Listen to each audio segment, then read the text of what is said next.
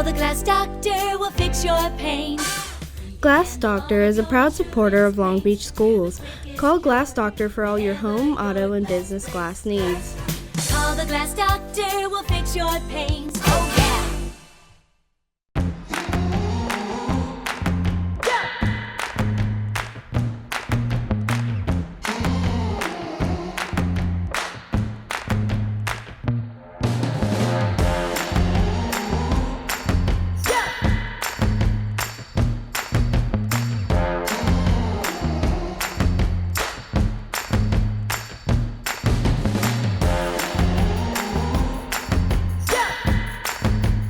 Do you know that as a Long Beach High School student, you are eligible for a membership at Keesler Federal Credit Union? Keesler Federal is more than a bank. It's a credit union and a not-for-profit financial cooperative. This means you share in the ownership. We work to help you prosper, not investors. Keesler Federal offers a wide variety of financial products and services, great rates and extra benefits, such as free checking and savings account, free online and mobile banking, and an annual savings contest. So come in with a parent and talk to one of our friendly team members about what Keesler Federal can do for you. When you join, you are a member for life, and we will be there for every step of your financial journey. Going the extra mile for our members since 1947, Keesler Federal Credit Union, where you are more than a customer, you are family.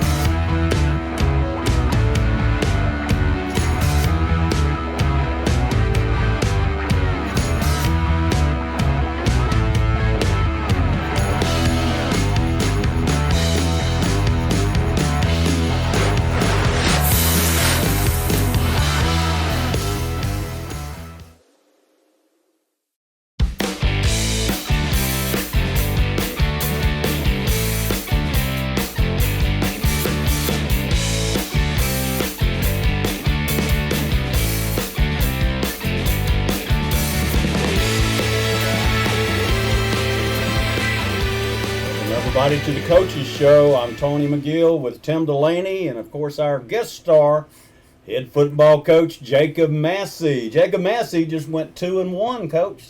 Big Bearcat win against the Bay St. Louis Tigers. An exciting win. Did you get a gray hair, Coach? I did, a little bit. One would think so. Well, you know, worth the way Taj and Junior and Will were operating the other night, you know, I had no doubt in how that game was going to end if we could get down there. So, you know, I was really proud of the kids' effort, but, you know, a win's a win. You know, I was talking to a guy I work for. He's the head coach up at New Hope, and I was like, you know, it was an ugly win, but I like a ugly win more than I like a pretty loss. So, yeah. Very pleased with our kids' effort. Scrappy game. It was a high-scoring game last year, and you come back and you win, what was the score, 35? 37, 35. 36, 35, yeah. Because we went for 2 at the end. Didn't question, does he go for 2, except for the audience. Yeah. I wanted the audience, and you know, our listeners, and Tim and I laughed about it. And the funny thing about it is Bill Hertzog was fighting for us, so he's in our headphones, and he's saying, you go for 2, you go for 1, you go for 2. And I said, no, you're on the road, you go for 2. Wasn't a doubt in my mind you're going for 2. Coach, So it was a good call. That hard count was an absolute brilliant chess Just move. time it. That is the right time to do it. Yep. Exactly, because you got nothing to lose. If you got to use another timeout, it doesn't matter. What Tim's talking about, we were going for 2 on the extra point to get the win, and you had the hard count. We called it never, never. That was his thing, you know. And you got them jump off sides, and get them jump off maybe sides. a yard and a half. Now there's no doubt what you do. You know, we did the hard count, and we kept it. We talked about it at halftime. They were kind of teeing off on us on the option stuff. Sure. So we had talked at halftime about doing some hard count stuff, and we really never needed it. And so that was a perfect time to do it. Call the timeouts. You know, maybe make them think, hey, we're drawing something in the dirt, and then hit them with the hard count, and they fortunately jumped off sides. But I don't know how much it would have mattered. I mean, Would you have done the same play, run the same play? Probably so. Yeah. Makes sense. We had a play call and we were going to go on a hard count right there, and I felt good about it. But, obviously you move a yard and a half closer. Demoralizes them. It does, but, I think we would have been fine with the last play call because I think Junior would have probably ran out of the back of the end zone. Yeah. I we believe that. Yeah. The good thing for us is, we were able to kind of move them around a little bit, and I think we wore them out. We leaned on them a lot like we did on the pass. You came off the ball and they we did not. We did. And I was worried about that because, you watch were them on too. film, like, them jokers are big. They're huge. They're, Yeah, we were blown away when they walked out and they had their half shirts on and they look like a 6 or 7A That's football exactly team. right. They looked like a community Yeah. football team. They were big and strong, and there was a lot of speed.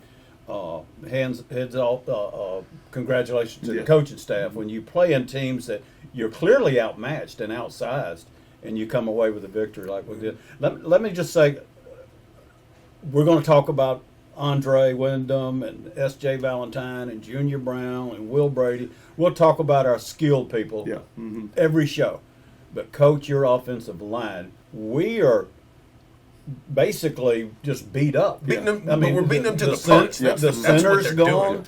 your right guard's gone, your tackle's gone, and you got freshmen that you pulled up. And I've watched Coach Finley, and he's just precise in his coaching and his teaching. But your offensive line is just, we've got a long way to go because Yeah. they're young. But dead gum, they look good the other night. Well, they pushed some people around. Going into this year, that was the group that we felt the best about. That's right. Our offensive, defensive line were going to be kind of our anchors on our entire team.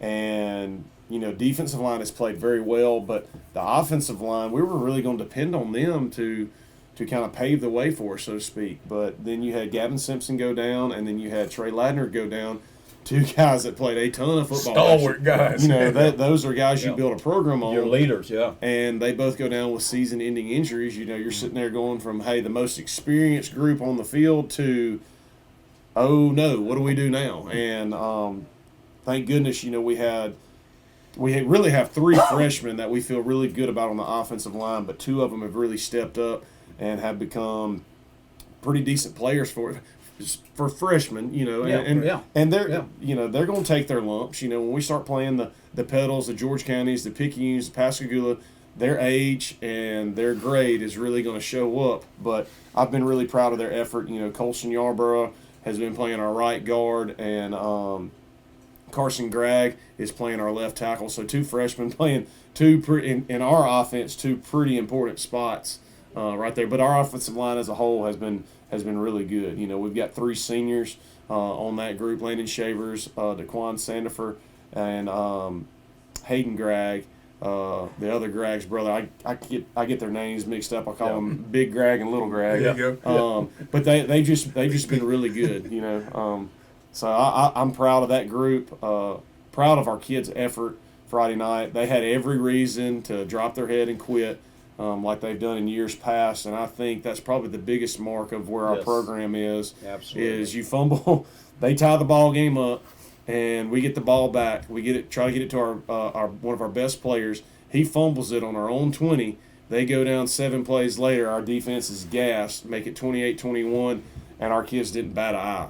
They knew that we were going to win that football game, and they believed in it. And just like we were talking, as soon as that happened, the next drive, Junior said, "Give me the darn football." Give me the ball. Yeah, he said, "Give me the He football." fumbled the ball on their own 20, come off sideline, and he might have got a little chewing. Yeah, I saw he some did. conferences He did. taking place on He the did. sideline. He did. But he's coachable. He is coachable. Yes, He absorbed everything you had. He listened to you, and then he walked over. S.J. Valentine told me, he said, "Somebody give me the football. Yeah. Give me the football." And he took the football. Well, and and, you see what he did. my first year, you had guys that would shy away from those moments, and now you've got guys like Andre Wyndham, Taj, Junior, S.J., Jaden Scott. All 5 of them are calling for the football right there in a Throw me tight the ball, game. give me the ball. Give me the ball. And I can't. I think this was probably maybe not statistically, but this was probably the best football game that Will Brady played. He called every Yeah. play in the second half. He was getting us out of bad plays and into good ones. And he's sitting there as a quarterback. We're down there on the 5. Most quarterbacks are going to be like, let's throw it right here, try to take a shot. He said, give the ball to Junior or Taj. He's and that let's finish smart it. of a football Let's finish player. the game. Well, he's a team player, and at the end of the day, all he wants to do is win.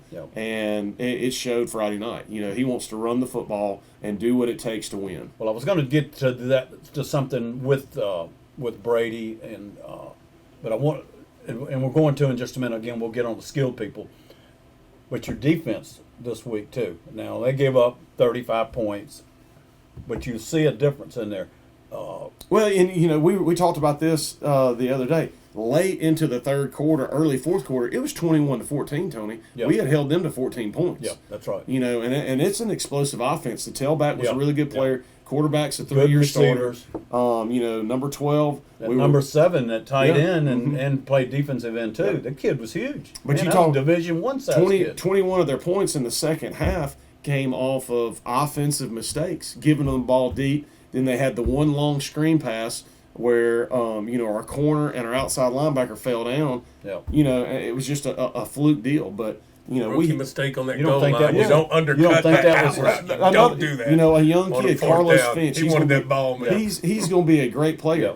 He's Sure. a sophomore. He's aggressive. Junior, when he's a junior, he probably picks that and takes it to the house, next year. Right. But, that's just kind of the situation that we're in. We are playing some young guys in some he was a very second late on that. important roles, and it's going to show up. But the credit to our older guys, kept us in that football game and then ended up going down and winning it. And that's just a credit to those kids that played a lot of football. And that's one thing that I'm starting to learn is, there is no equivalent to experience on the football field and actually getting out there and playing. So, well, defensively, like I said, you don't have that Richie Brown, that inside linebacker that weighs 210 pounds and he's the fastest guy on the team.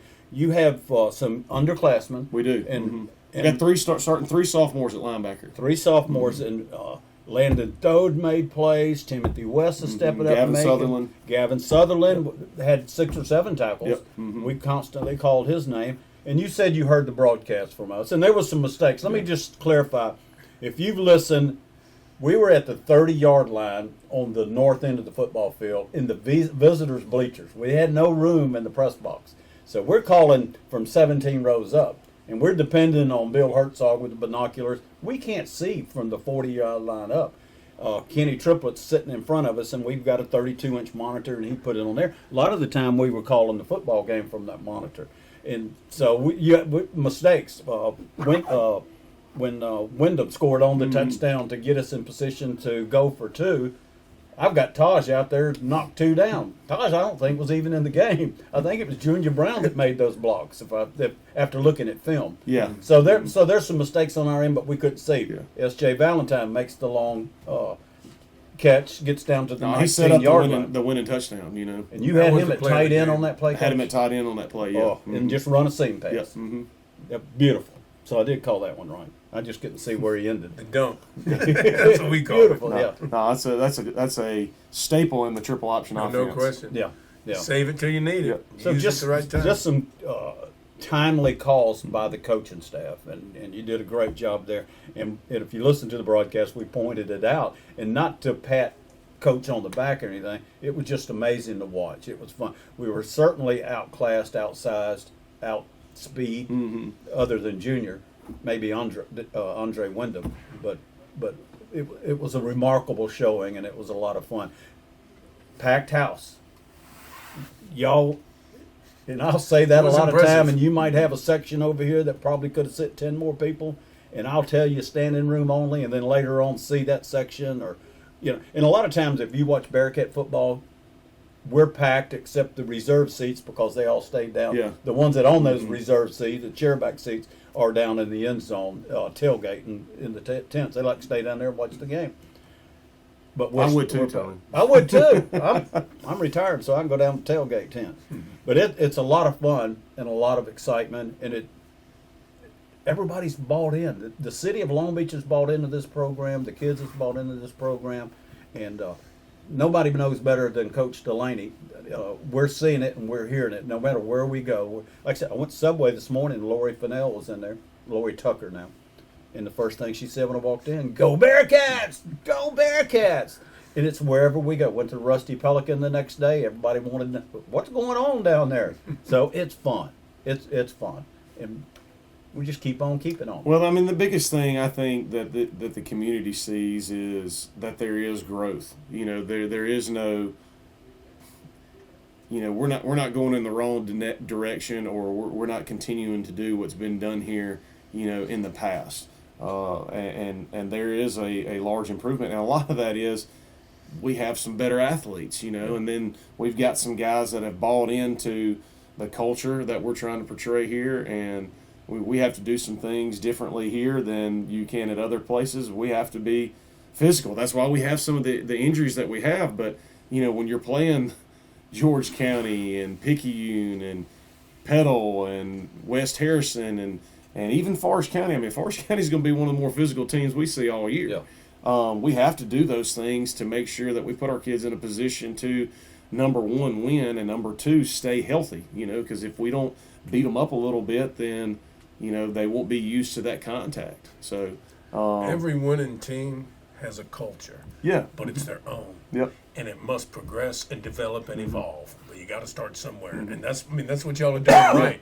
You're letting this evolve into the culture of winning. I think if you ask some of the kids, there hasn't been as much yelling on the coach's part. We haven't. Like, they're starting to police and say, "Hey, this is our deal." Like, we're not going to, I love our ninth graders, but they're a little unruly coming from middle school and whatnot. And our older guys are like, "No, this is not how we operate." That's right. And a lot of that has to do with hormones and all that kind of stuff. But our kids, like the other day, I was super proud of some of our older guys. We're in here talking about the game Friday before we drove over to the Bay. And our little ninth grade corner over here got a little loud. And we had 4 or 5 old guys get up over there and say, "Look, if you don't be quiet and get your head on the game, then we're going to have an issue." And that has not been done since I've been here. Hasn't been done in a long time. Our kids, at bottom line, our kids have taken our lead. They've said, "We want to win. This is what our coaches say we have to do to win," and that's what they're doing. Yeah. And so it's been a total team effort from the top down and from the bottom up. I'm going to tell you, I want to give some of our ninth graders and then some of our second teamers credit. Like they give us a good look every week, and that's one thing that we haven't had since I've been here. The problem has been is we've got our 11 guys that are going to play on both sides of the ball. There's a huge drop off as far as talent is concerned. So we can't replicate the speed or the looks that we're going to see on Friday night, and I think that's kind of been the difference this year. You're talking about like a scout team. A scout team, yeah. And that's so important. A lot of guys are like, "I don't want to do scout team," but I think those younger kids are saying, "Hey, look, we're contributing in our own way and giving these guys a look so that when we get in on Friday night," like I'll tell you, Cordarius Fairley, he's a senior, doesn't get a ton of playing time, but he is the best scout team running back in the country. He gives us a look. He runs hard. The other day that does not surprise me one bit. Yeah, we know him. He ran through SJ, and SJ's a big kid, but he's going to run hard, and we coach Cordarius hard on the scout team, and he gives us a great look. So we've been able to kind of corral some of these really good tailbacks that we've seen, like Pass's kid. He's really good. The Forest County number 2, he was really good. Number 1 last week, he could flat out fly. And then we're going to see probably the best one we've seen yet this Friday night against Purvis. He is impressive. He jumps out on film from the first play on scout to the last play, and he can go and he can fly. And if we don't corral him up and try to neutralize him, then it's going to be a long night for us. Well, I'm looking forward to it. It's homecoming week. Yeah. Starting to see yards rolling around the neighborhoods. My least favorite week of the entire year. It's miserable. Every coach, you got to ride in the parade and all that. Well, I go home last night and I get ready to go to bed, and I stay up till 1 o'clock. I'm like, all right, where are my guys at? I hope they're not out rolling. I'm sitting there thinking don't get about in trouble. I hope they don't get in trouble or whatever. But I think we've talked to them. Like our message to the team yesterday is look, do you want to continue this, or do you want to fall trap to, having fun and doing these things? Because winning teams, they don't care if it's a homecoming week. They don't care if it's a non-region game, region game. Good teams want to win no matter what. They're keeping score. Yeah, and that's all that matters. That's it. And so all that homecoming stuff, it's great for everybody, alumni, people that go to school here, teachers, whatever. But the homecoming festivities is not for the football team. Correct. There's going to be a game played Friday night, and we need to go out and execute, and that's what we're going to kind of harp to our kids this week. And we were hard on them yesterday. We had a full board practice, went till 4:30, 4:45, and we were a little late to the JV game last night because of it. But we're going to do what it takes to win. And Purvis they're fixing to come in here. Last year we broke the 29-game losing streak, and if I hadn't forgot. Look, let me tell you something. If somebody had done that to me as a coach, we may lose every game next year, but I'm not losing that one. So I know Coach Hankins, he's one of the best football coaches in South Mississippi. I guarantee you he's had this one marked on his calendar for 365 days. They're coming to play. They're coming to play, 100%. And it's homecoming. Yeah. It's going to be, and that can be offensive to a coach. You put me down for your homecoming game. Well, I had a talk with South Jones coach before y'all got up here today, and I could care less. Look, schedule me for homecoming. I get it. The last 2 or 3 years. Last year, hey, look, we need our own float. We can win some of those. Well, you schedule. I would schedule Long Beach for homecoming. For their pass. I mean, that's just part of it. You have to have a homecoming game, and most of the time you would like to win it. But I don't. No offense to anybody. We scheduled this game, and it is what it is. It's a homecoming game. Yes, we would like to win it, but we want to line the ball down Friday night and get after it, because they're going to come down here and get after us. Now this week we have Purvis, like we said, for homecoming, and then the following week we have Petal at home. Home. And then we travel to South Jones. Yes, to South Jones. Long trip in 2 weeks. So, okay, then we get into the division schedule. And real quick, I know I've taken a little more time than normal, but I don't talk that much. But we get into our division schedule, and just to recap our division this week, Picayune won. They beat D'Iberville. I think, if I'm not mistaken, D'Iberville was up 19-0. They were 19-0 at halftime, and I was getting the alerts, and I was constantly saying it on the air. I've seen one of the Suns coaches. I've seen some highlights, and Picayune's got some. Shocker, they've got some backs that can go. But they look. I've seen some pictures of them. I'm like, are we sure those kids can play in high school? Yeah. Because they look like Division I tailbacks. Yeah, they got kids on the sideline. They're on the children. No. So Pascagoula got beat. Let's see, what do we have in the division? Let's see, we have Picayune, Pascagoula, George County got beat by Biloxi. They had some injuries there, but it should be just a week long, maybe out a week. So Picayune, George County, Hancock got beat by St. Martin, if I recall. And who else am I? West Harrison. Beat Summerall. Yeah, beat Summerall. So still a tough division. And a lot of these division teams that will play that are tough are playing. You look at Gulfport, and they're 0-3. Yeah. But they're playing Brandon and Oak Grove state champions and things like that. So they have the same philosophy that you have. Blake Pinnock does, their head coach.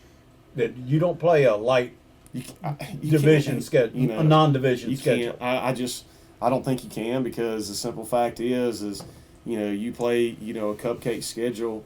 Like George County's going to be sitting there at week 6 waiting on you. So to replicate that speed, we have to play people like Purvis and Petal and Forest County, who's going to hit you in the mouth just to get ready for those kids. George County's probably got the best front 7 on defense that we're going to see all year, maybe in the state of Mississippi. Stout. They're stout. Like their 2 inside linebackers hit us in the mouth last year, and we didn't like it. So, they're tough. But everybody in our division is tough. We know that. Our kids know that. And they enjoy playing against those guys. They like to go up against, Deuce and I I can't think of the kid's name from Pascagoula, Silas. Signed with Southern Miss. You know, they love playing against those guys that they're going to be watching next year on Saturday. So, you know, it's you a great said earlier, opportunity. you got two of the best quarterbacks in the state. They're the best two in our quarterbacks in division. the state in our division. And Deuce Knight they rank him number 4 in the nation. Yeah. Pretty good. He's already got an NIL deal, so you're not playing any lightweight. No, we're not. No, he can go, and then he's got some tools around him that make him that much better. You know. Yeah. Well, it's always entertaining when you play George County. I'm glad it's home this year. Me and you both. I don't like making that drive. Yeah, I don't like to go to George County. But anyway, we'll take a break here in just a few minutes. Any other comment, Tim? No, I'm good. We're gonna get Tim and Coach Massey. We'll get them both on the whiteboard here. My favorite part of the show. I love y'all know I do. I don't participate, but I throw my 2 cents in after the recording's done, and y'all laugh at me. But I've been around football a long time, and to see you on that board, I love hearing what you have to say on that board, and it's entertaining and very informative, and I enjoy doing it. We're going to take a short break, and we'll get these two up on that board, and we'll be right back.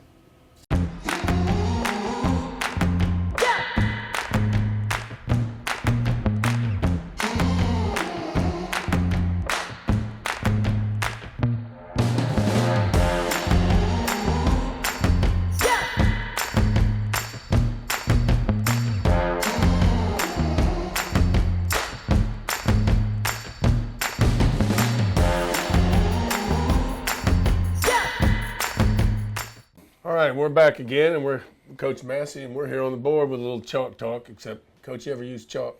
I've never used chalk. I'm not a big chalk Only fan. old guys like us have used chalk. We're going to talk a little bit about perimeter plays on offense, most notably the sweep, and then we're going to start with the buck sweep, which is probably one of the most popular plays running the football now. And it's a well-coached deal because you get a lot of people to the point of attack. Well, and people like it, especially in high school, because it's a play that can fit just about any personnel. Right. It's a very, very similar to power in that it's a gap scheme. You know, you're going to have a side that blocks down, you're going to have a kick out, and you're going to have a wrapper. And it's also very easy to adapt to what your personnel is. It was originally a buck sweep. I mean, the buck sweep came off the wing tee, but people adapted it to whatever formation they're running. People have The adapted principle it is the same. because, you know, if you have a dynamic guy at quarterback, you don't want to waste him under center in the wing tee to where he's just, you know, faking here, handing off here. Like Brett Favre did in high school. Yeah. So, you know, that was a big play. The last 2 weeks, we've seen 2 variations of buck sweep, you know, the traditional wing tee against Forest County type stuff.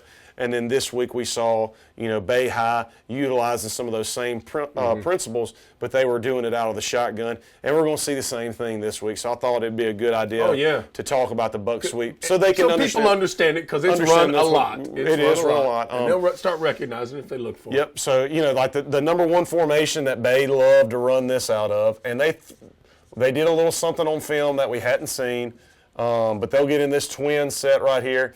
You know, and whatever front you want to draw it up against. We talked about that last week.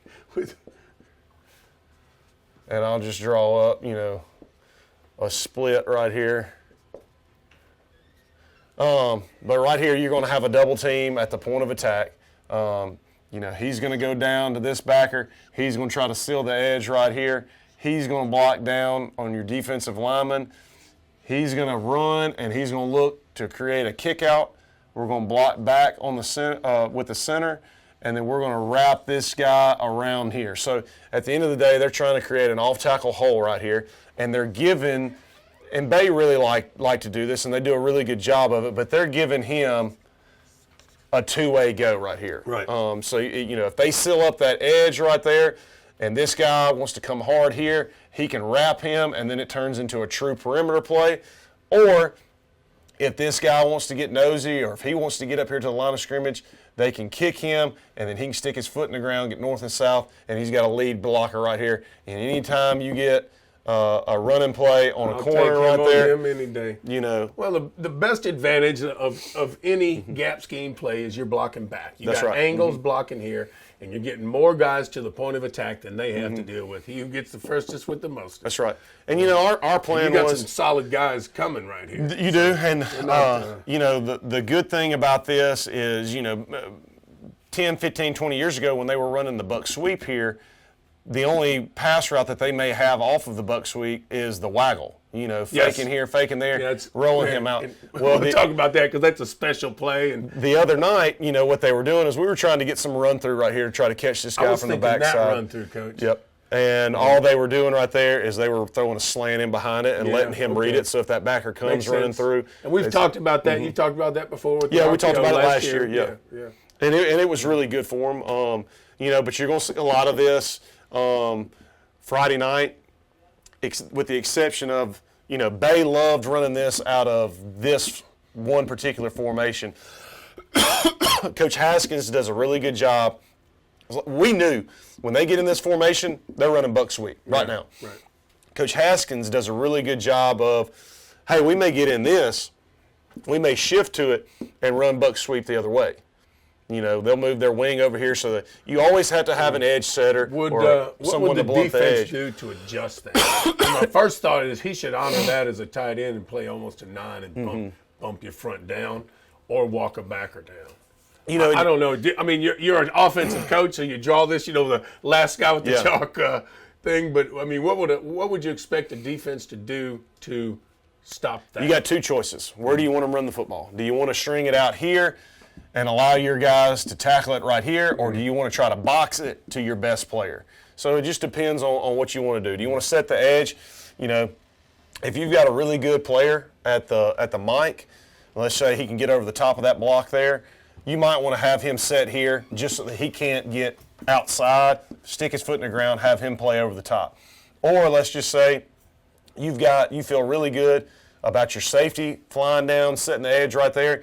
You might want to try to spill it, so have him wrong shoulder that kick-out block to where he take away that off-tackle hole. That way he has to get out here. Yeah. And it just depends on who your personnel is and what you want to do. I would just think you would not want to line up beat, giving him that angle from the get-go, because that is a make or break. It is, and what we tried. If he can beat him to stop this, I mean, the main thing we teach them is to blow that stuff up coming through and stop them big boys. If you just make a big mess right there and one of these two don't get through, if he don't get through, he's going to struggle. He's going to have to turn it up early.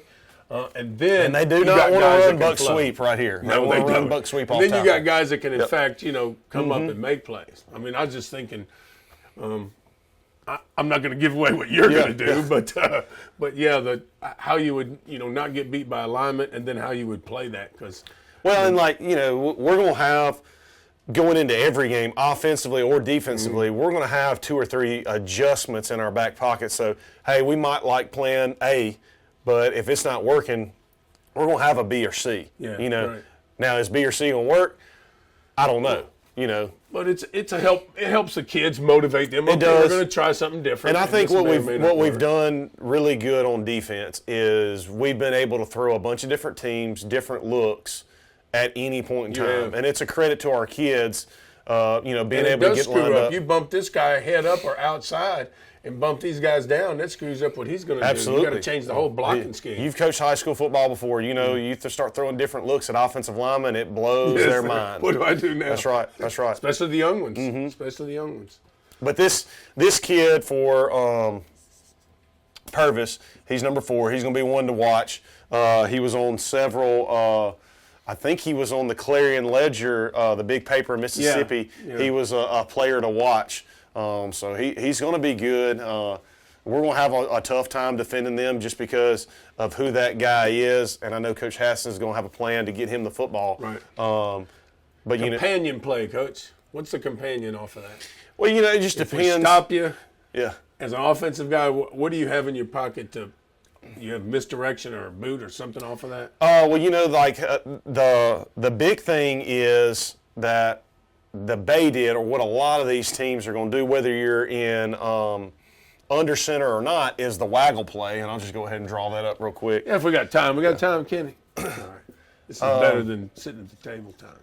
But the wing tee is all about misdirection. So if you get this, and what we were talking about here is if you get your backers to flow in here, correct. and even, if you're trying downhill, if you're trying to get him involved in the run game right here, you fake it here, you can still pull a guard to set the edge here, boot him out here. What they like to do, and Purvis, is they'll run a little whip route because they do like to crack a lot on their sweeps. Right.